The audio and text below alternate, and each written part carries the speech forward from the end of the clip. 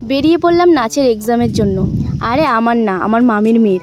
আর যেতে যেতে এই বাবার মন্দিরটা পড়লো, আর এই হলো বাবার পঞ্চানন তলা। আর আমার মামা কি বলছে শোনো।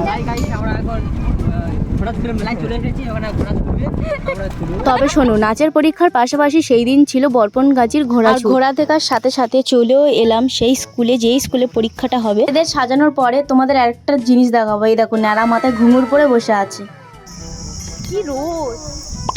স্কুলের সাইডে জানো তো বিবেকানন্দের একটা সেবাশ্রম আছে, সেইখানকার লোকেশনটা এতটাই দারুণ, কি বলবো তোমাদেরকে। এই বান্ধবীটা সেখানেও গিয়েছিল ওর বোনকে নিয়ে। 12:30 বাজে, আমাদের এক্সাম শেষ, আর আইসক্রিম খেতে খেতে বাড়ি যাচ্ছে। আর মামা কি বলছে আরেকবার শোনো।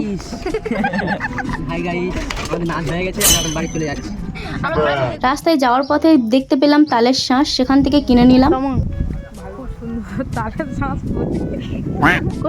তাল শাঁস খাওয়ার পর তারপর আমরা বাড়ি চলে আসলাম। তো আজকের পর্যন্ত মিনি ব্লগটি এই পর্যন্ত, নেক্সট ভিডিওতে দেখা হচ্ছে।